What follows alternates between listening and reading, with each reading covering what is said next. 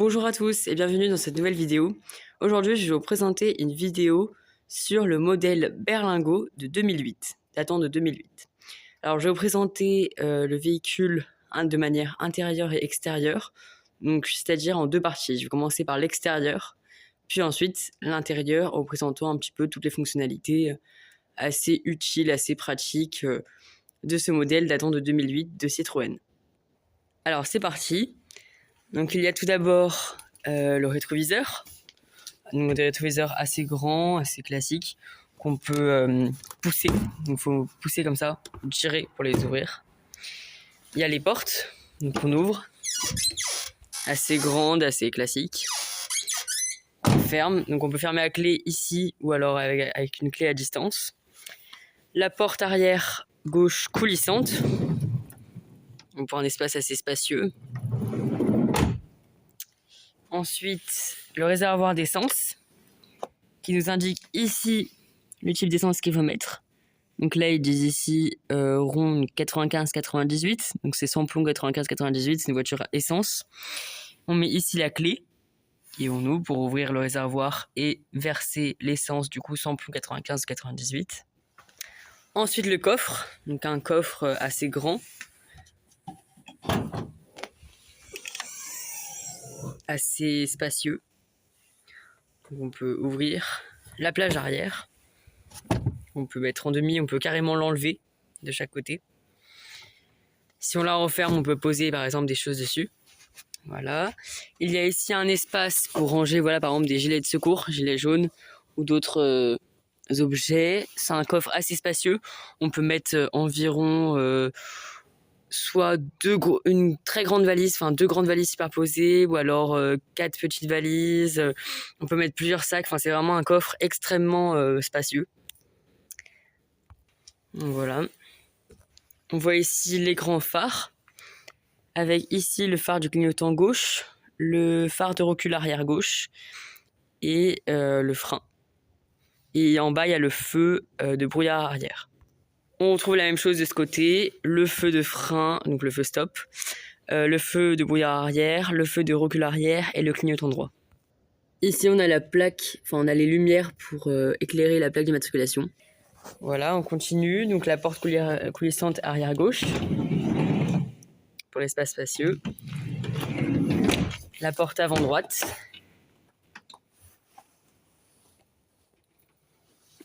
Et encore une fois, le rétroviseur avant droit qu'on peut fermer, donc en poussant, ou ouvrir en tirant. Maintenant, on est à la deuxième partie, l'intérieur du véhicule. Donc il y a la poignée pour ouvrir la porte. Voilà, des grands espaces assez spacieux pour ranger les objets. Donc par exemple ici une petite bouteille ou un verre. Et ici, comme on le voit, une grande bouteille d'1,5 litre. On peut ranger d'autres affaires. Pareil ici, il y a un mini espace. Donc là, c'est soit des espaces pour mettre des déchets ou alors des bouteilles, des livres, etc., etc. Les 3 pédales. Pédale de gauche, pédale d'embrayage. Pédale de milieu, pédale de frein, pédale de droite, pédale d'accélérateur. Ici, la manette pour ouvrir le capot. En tirant cette manette, ça va ouvrir le capot qui est juste devant. Ensuite, des bouches d'aération, donc les bouches qui peuvent tourner. On peut pousser à droite, à gauche, qui peuvent tourner en bas, on peut les fermer, on peut les ouvrir, elles tournent dans tous les sens. Celle-ci, non, mais c'est quand même des bouches d'aération.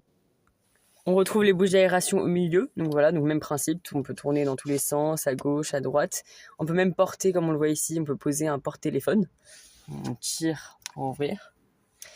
Pareil, donc les mêmes bouches d'aération sur le côté droite et complètement à droite. Ici, des pots, comme des pots à crayons pour ranger des affaires. On peut ranger des stylos, des pièces, des jetons pour les caddies quand on fait des courses, etc., etc. En bas, pareil, un pot à crayons. On peut ranger des objets dedans. Donc là, on a rangé des jetons, par exemple. Ici, on peut poser un verre. On peut poser des carnets, voilà, des affaires. Ensuite, toujours au niveau de l'espace, il y a la boîte à gants qu'on ouvre. Donc voilà, donc ici on peut ranger des papiers, pareil en dessous c'est rangé par papier, papier de contrôle technique, papier de la voiture, des pièces, des objets. Pour fermer, il faut juste soit on tient la manette, ensuite on lâche, ou alors tout simplement on pousse. Et ça se referme tout seul. Voilà, et encore une fois dans la portière à droite, un porte-gobelet, on peut ranger des affaires ici. Là je vais ouvrir la porte. Voilà, pareil, ici l'espace pour ranger des papiers, des déchets, tout ça. c'est assez grand. Ici, un accoudoir en tissu. Voilà, on voit toujours encore une fois le rétroviseur droit, les grandes fenêtres. Ici, des grandes fenêtres et pareil, l'accoudoir. Ensuite, au niveau du tableau de bord, donc on a ici le klaxon. Donc on peut appuyer à gauche ou à droite, avec au centre le logo Citroën qu'on connaît et le airbag. Donc en cas de danger, ça se déclenche. Sur le compteur, on a à gauche le compte tours, donc qui compte 100 tours par minute. Donc voilà, il va de 0 à 70 tours par minute. Enfin, faut faire x100, mais donc ça va jusqu'à donc, de 0 à... donc voilà, en clair, donc ça va jusqu'à 7000 tours. Ici, le compteur, donc à gauche pour l'essence, donc on est donc au plein complet quand c'est en haut, à 0 quand quand on est proche de 0, le voyant s'allume ici quand il reste 50 km à faire, donc quand il n'y a plus beaucoup d'essence, il y a la moitié ici. À droite, c'est pour le refroidissement du moteur, donc au niveau du refroidissement. Et au niveau ici, ça peut indiquer, donc dès qu'il y a une alarme rouge, c'est qu'il ne reste plus beaucoup de liquide de refroidissement et par conséquent, il faut en remettre. À droite, le compteur kilométrique, donc qui compte le nombre de kilomètres que l'on parcourt en 1 heure, donc notre vitesse en kilomètres par heure. Donc c'est-à-dire, par exemple, si on va à 70 km/h, ça nous indique que si on roule à la même distance, à la même vitesse pendant 1 heure, je veux dire au même temps, à la même vitesse pendant 1 heure, et ben on aura parcouru 70 km. Donc voilà, là il y a tous les voyants qui s'allument. Il nous indique, voilà, l'huile c'est OK. Donc voilà, là c'est le tableau d'affichage. Il indique le kilométrage, donc là il y a 178 804 km. Et actuellement, j'en ai fait récemment 4,6. Voilà, en dessous il y a les voyants stop, donc on voit pas très bien, mais il y a stop, attention, le airbag. Voilà, donc s'il y a un problème au niveau du airbag, il y aura un voyant qui s'allume. S'il y a un problème moteur, il y a le voyant stop qui va s'allumer. Là, il y a le voyant de la ceinture qui indique que j'ai pas mis la ceinture. Ça, c'est alors sur les voitures anciennes comme celle-ci, ça veut dire qu'il y a le frein à main qui est activé. Donc le frein à main qui est ici, que je peux enlever en appuyant dessus et en posant. Ou alors remettre en tirant. Voilà, il y a aussi, donc là au niveau de la batterie, donc c'est mis en veille. Il y a le voyant, donc voilà, et sur les voitures modernes, ce voyant, ça veut dire qu'il y a un problème. Attention. Voilà. Ensuite, il y a les manettes pour activer par exemple le clignotant. Donc si je pousse vers en bas à gauche, ça va activer le clignotant gauche, comme on le voit.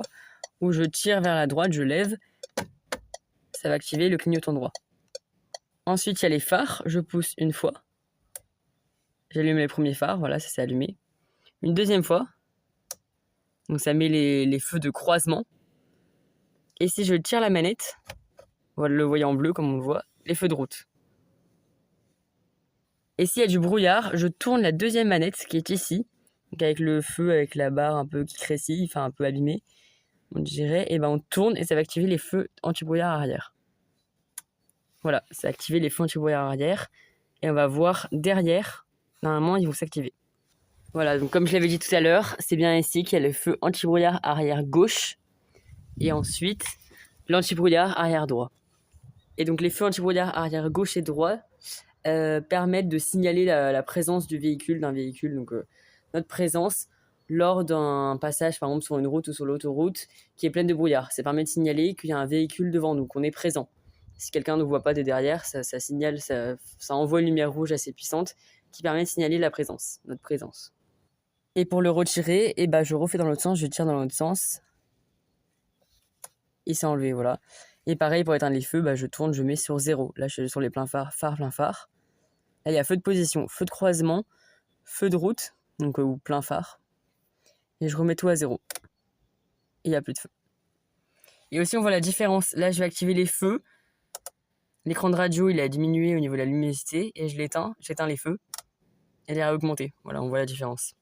Ensuite, pour les boutons, donc ça, c'est pour ouvrir la fenêtre. Pour ouvrir la fenêtre.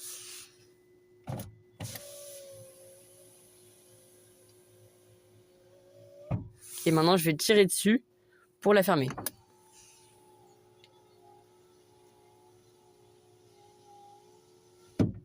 Et la même chose avec l'autre bouton.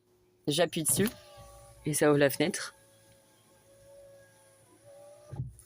Je tire dessus et ça ferme la fenêtre.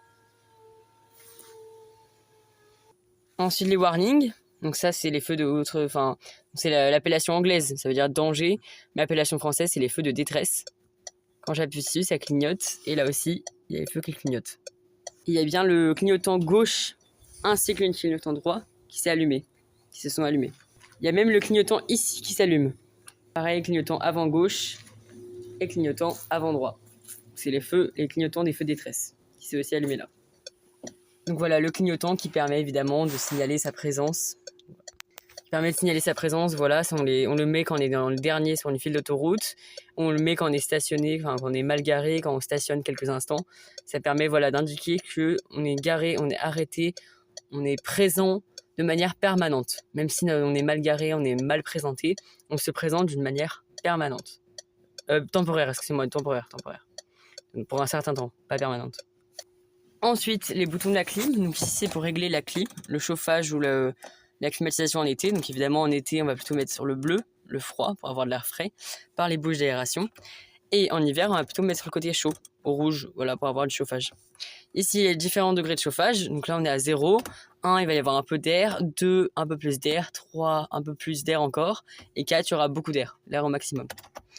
Là, ici, c'est le bouton écologique pour avoir un air assez écologique. Ça s'est allumé ici.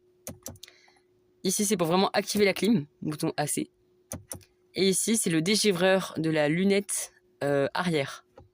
Donc quand on appuie dessus, ça va dégivrer la lunette arrière s'il y a du givre sur la vitre. Ensuite, les essuie-glaces, donc manette classique, donc ça dépend des véhicules. Il y a des véhicules, il faut lever complètement. Et là, maintenant, ici, il faut baisser une fois. Voilà, ou si je mets au maximum. Là, c'est au maximum, vitesse 2. Vitesse 2, si je mets en 1, ça fait plus doucement. Après, je peux le mettre en 1 normal. Ça va le faire une fois de temps en temps. Et si je veux juste un coup, j'appuie là. Ensuite, il y a la lunette arrière. On va le voir dans le rétroviseur. Donc, c'est je pousse une fois, je tire. Et hop, ça marche. Si je le refais.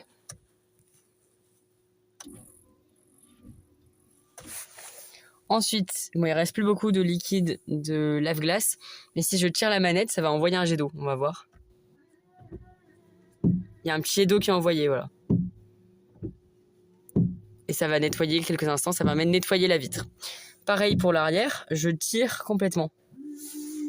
Et ça va faire couler un petit jet d'eau.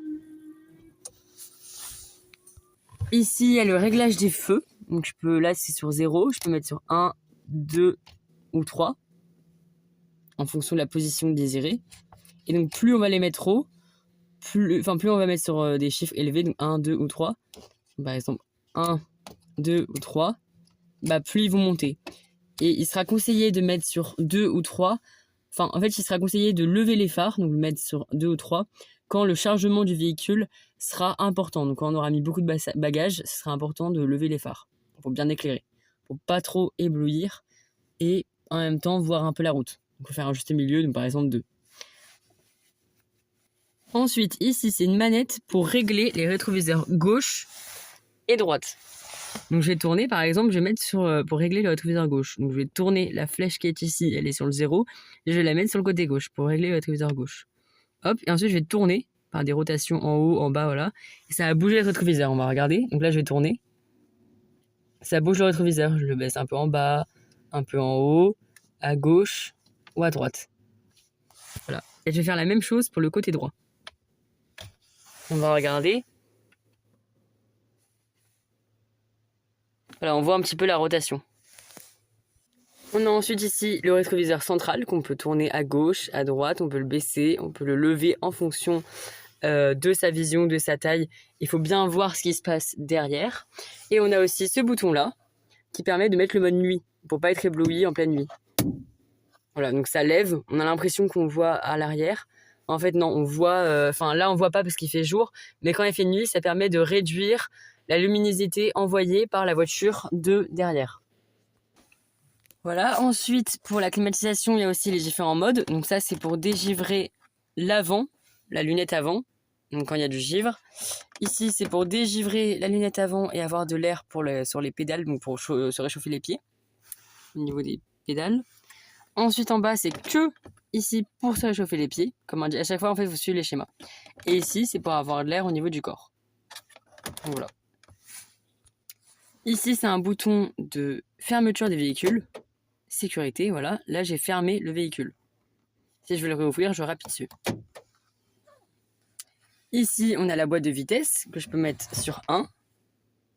Première vitesse enclenchée. Sur la deuxième. Ensuite, il y a la troisième. La quatrième. Ensuite, la cinquième. En haut à droite. Puis la dernière. En bas à droite. Donc ça dépend des véhicules. Ici, la vitesse pour reculer, c'est en bas à droite. Donc on constate directement que c'est une boîte manuelle. Et sur d'autres véhicules, il va falloir lever et tourner à gauche. Voilà. Donc ça dépend des modèles et des véhicules. Donc ça dépend soit des modèles, soit des marques, soit aussi des années des véhicules. Et ici, donc on a mis un boîtier pour charger les téléphones. Donc tout ce qui est écran. Mais de base, si je l'enlève, c'est un boîtier pour chauffer des cigarettes. Voilà, c'est sur les vieilles voitures, il y avait encore ça. Donc ça, c'est un vieux modèle qui date de 2008, où on pouvait encore chauffer des cigarettes. Ça chauffe quand on appuie dessus et on peut faire chauffer sa cigarette.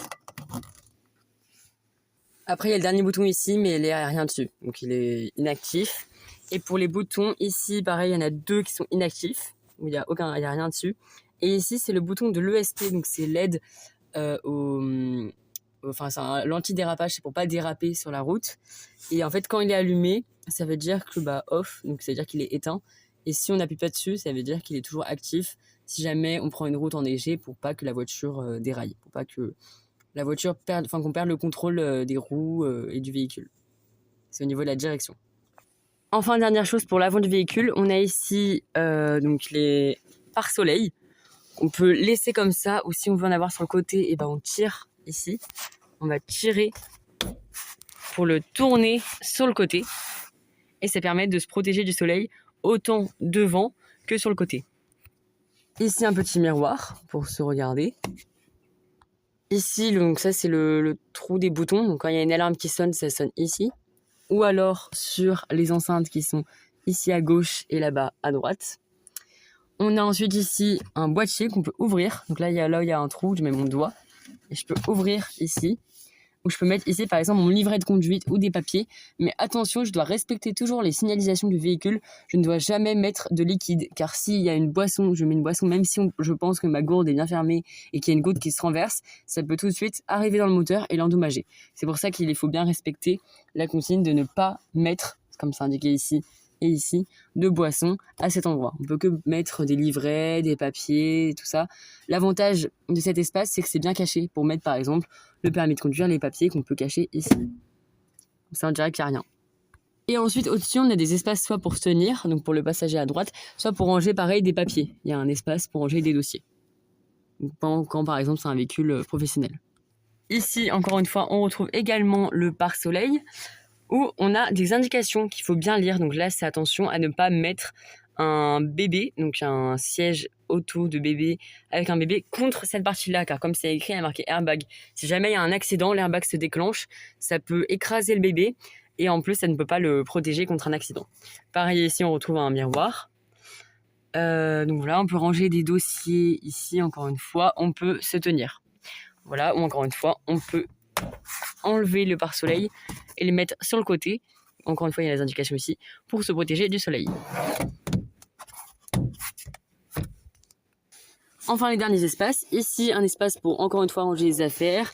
Ici, on peut accrocher un sac ou mettre un câble. Quand on le charge là, on peut l'accrocher ici pour pas qu'il touche trop le sol ou qu'il tombe. Ici, il y a aussi un espace pour mettre des jetons, voilà. Et de ce côté, il n'y en a pas. Et ici, le bouton, donc je vous conseille vraiment de faire attention à vérifier que ce soit bien sur le côté on. C'est l'enclenchement du airbag. Quand c'est off, c'est le côté gauche. Ça veut dire que le airbag n'est pas activé. Donc, c'est un accident, il n'y a pas d'airbag, donc il n'y a pas de protection. Et c'est pour ça que c'est très important de le laisser sur le côté droit on. Comme ça, en cas d'accident, il y a le airbag qui se déclenche, comme indiqué sur le schéma. Voilà. Ensuite, au niveau des sièges, donc c'est un petit peu la dernière étape, il y a soit ici la manette pour avancer ou reculer le siège. On a ici la ceinture de sécurité. Le bouton ici, la manette qu'on peut tirer pour mettre en avant le fauteuil, soit complètement, soit je peux le reculer. Et on a aussi les accoudoirs. accoudoir passager avant droit, accoudoir conducteur. Donc le conducteur, généralement, il peut mettre l'accoudoir pour se sentir à l'aise, mais en tout cas, quand on apprend à conduire, on évite de prendre tout de suite trop la confiance, entre guillemets. Voilà, ici les boutons donc, pour appuyer pour enlever la ceinture de chaque côté. Ici, on voit mieux voilà, la forme du frein à main. On prend ici pour baisser ou tirer en fonction de si on veut stationner ou pas. Donc là, il est monté parce qu'on est à l'arrêt, on est stationné. Mais s'il était, si on était en conduite, il serait baissé. Voilà, et pareil au niveau des fauteuils. Donc ici, encore une fois, c'est pour la manette du même côté pour baisser le siège ou pas. Et devant, c'est pour, encore une fois, avancer ou tirer le fauteuil. Donc, par exemple, là, je peux avancer ou tirer le fauteuil. Voilà. Ensuite, dernier espace, ça c'est assez pratique, c'est je tire et c'est un espace pour ranger des affaires. Voilà, si je veux encore ranger des dossiers, des cahiers, tout ça. Voilà, c'est un dernier espace sous le fauteuil. Dernière manette, c'est la manette pour tirer, pour monter le fauteuil. Ou alors si je pousse, c'est pour baisser le fauteuil. Ça c'est au niveau de la hauteur. On arrive maintenant à l'arrière du véhicule où il y a 3 sièges. Un siège de droite, un siège au milieu et un siège gauche. Avec à chaque fois les prises, les boutons pour enlever sa ceinture. Et ici, pour la ceinture du milieu. La ceinture du milieu, donc la ceinture du passager de droite, elle est ici. La ceinture du passager de gauche, là-bas, donc du conducteur, elle est ici. Et le passager avant droite, elle est ici. Mais par contre, pour celle du milieu, alors on voit que là, il n'y en a pas, ni de ce côté-là, ni de ce côté-là. Et en fait, elle est là-haut. Voilà, on voit la ceinture qu'il faut tirer. Et pourquoi il y a 2 prises? Parce que la petite, on la met dans le bouton noir, là il y a le trou noir, et la grande, là où il y a le bouton rouge. Voilà, donc généralement, on met, pour bien l'attacher, on met le trou noir ici, dans le trou noir, et dans le trou rouge qui est ici. C'est pour ça qu'il y en a 2. Voilà. Ensuite, ici, généralement, c'est pour accrocher des cintres. Voilà, donc dedans, il y a un trou, et après, on peut accrocher une clé pour accrocher un cintre. Voilà, on accroche une clé, ensuite on peut accrocher un cintre ici pour par exemple tenir une chemise. Même chose de ce côté-ci, on ouvre, on met une clé et ensuite on peut accrocher le cintre. Ici, le bouton pour la lumière, donc voilà, si je l'allume entièrement ou si je la mets, je l'éteins. Donc là, elle est en mode neutre. Si je veux la laisser allumer, j'appuie sur le bouton gauche. Si je la laisse en mode neutre, elle est comme ça, ou si je l'éteins, c'est à droite. Voilà, et quand c'est en mode neutre, c'est au moment où je vais ouvrir le coffre que la lumière va s'allumer. Ou alors les portes arrière.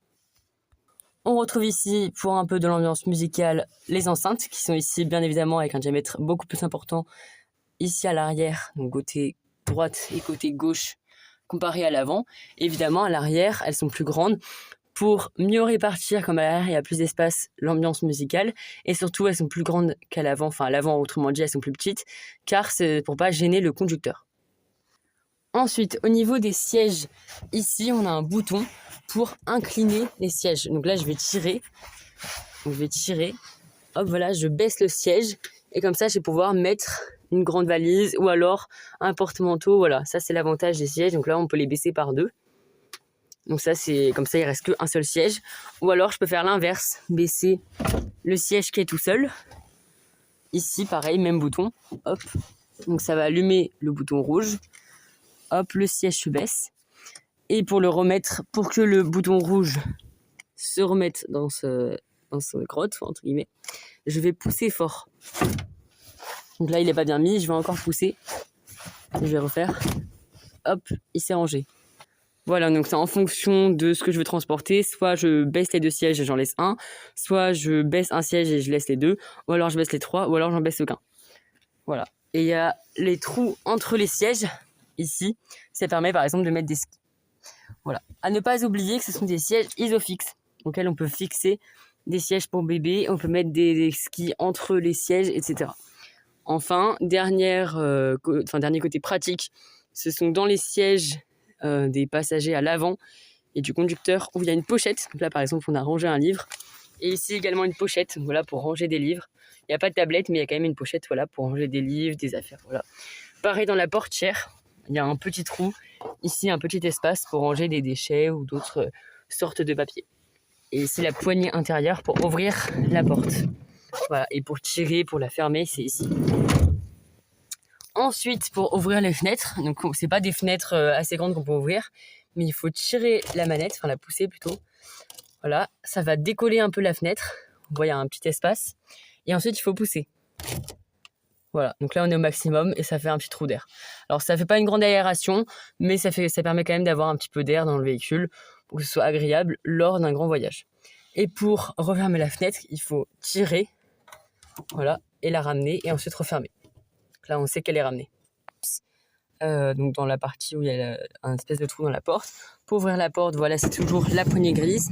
Pour la fermer, toujours la partie blanche. C'est plus pratique. Voilà, et pareil pour ouvrir la fenêtre, je pousse, enfin soit je pousse par là ou alors je tire quand je suis ici. Hop, et ensuite je pousse la fenêtre. Et voilà, là il y a quand même un trou d'aération. Et pour refermer, je tire. Voilà, que la fenêtre se recolle. Et ensuite dès qu'elle est bien collée, donc je tire un maximum, je le referme. Détail avant d'oublier, donc voilà, encore une fois, donc il y a le même principe de la lumière. Donc si je mets complètement à droite, ça va allumer entièrement la lumière. Je peux aussi allumer de ce côté-là et de ce côté-là. Voilà. Ou alors si j'éteins tout, voilà.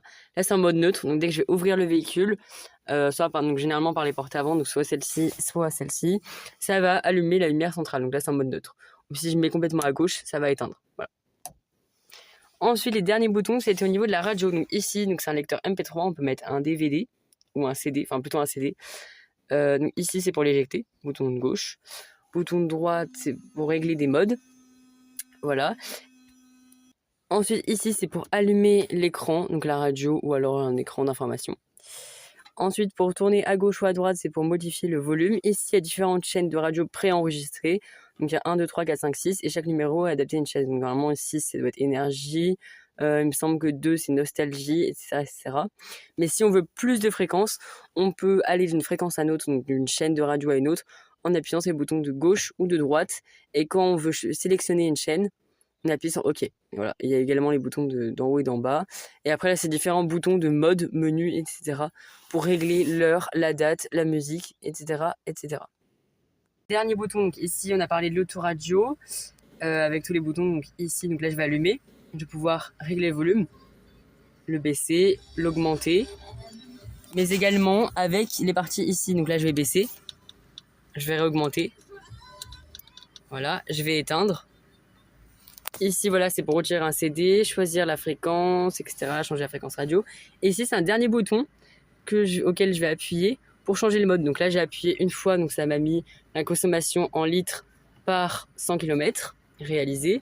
Je rappuie encore une fois, ça me met la dernière distance que j'ai réalisée. Avant de mettre le compteur à 0, c'était 7153 km.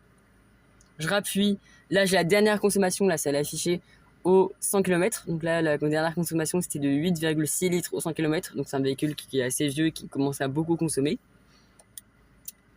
La vitesse moyenne récente, 37 km/h. Et on retourne sur la date. Enfin, les derniers boutons. Donc ici, en appuyant longtemps, c'est pour remettre le compteur à 0. Donc là, j'ai appuyé longtemps sur ce bouton-là et ça m'a remis le compteur à 0. Et après, il y a un autre bouton pour régler les modes, savoir si on va avoir le kilométrage en unité en kilomètres ou alors dans des unités étrangères. Voilà, ou alors avoir d'autres informations sur s'il faut faire le contrôle technique, la révision, au niveau du plein d'essence, voilà.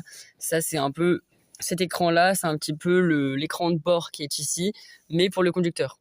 C'est un peu toutes les informations qui sont affichées sur cet écran-là sont retranscrites généralement ici, on peut les retranscrire ici. Partie le moteur de la berlingot. Ici, il y a la languette pour ouvrir. Pour ouvrir le capot. On a ici, sous la partie rouge, la batterie. Ici, le réservoir du liquide lave-glace.